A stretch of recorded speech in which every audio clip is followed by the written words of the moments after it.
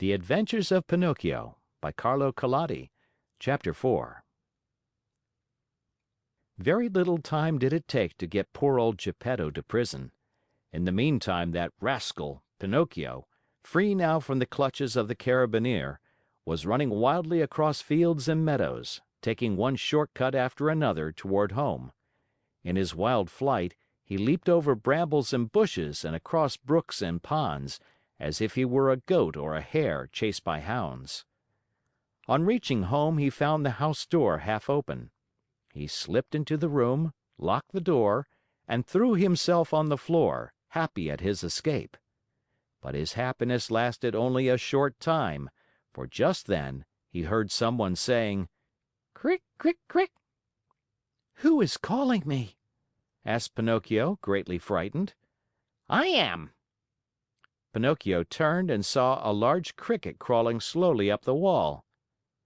"Tell me, Cricket, who are you?" I am the Talking Cricket, and I have been living in this room for more than 100 years. "Today, however, this room is mine," said the Marionette. "And if you wish to do me a favor, get out now and don't turn around even once." I refuse to leave this spot, answered the Cricket, until I have told you a great truth. "Tell it then and hurry." Woe to boys who refuse to obey their parents and run away from home! They will never be happy in this world, and when they are older, they will be very sorry for it. "Sing on, Cricket mine, as you please. What I know is that tomorrow, at dawn, I leave this place forever.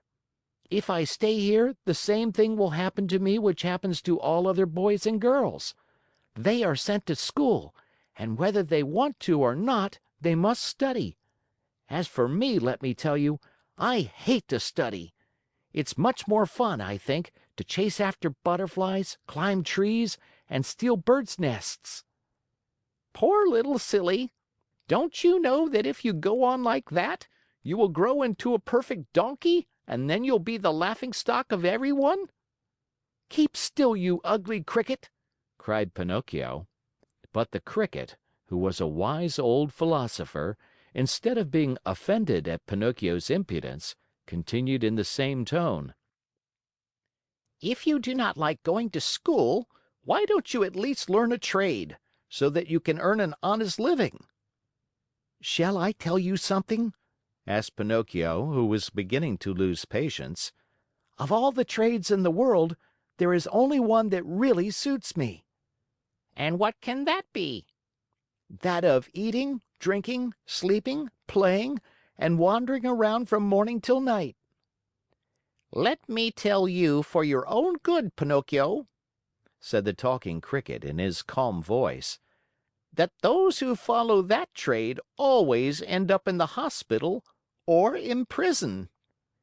"Careful, ugly Cricket! If you make me angry, you'll be sorry." "Poor Pinocchio, I am sorry for you." "Why?" "Because you are a Marionette, and what is much worse, you have a wooden head." At these last words, Pinocchio jumped up in a fury, took a hammer from the bench, and threw it with all his strength at the Talking Cricket. Perhaps he did not think he would strike it. But sad to relate, my dear children, he did hit the Cricket straight on its head. With a last weak "crick, crick, crick," the poor Cricket fell from the wall dead. End of chapter.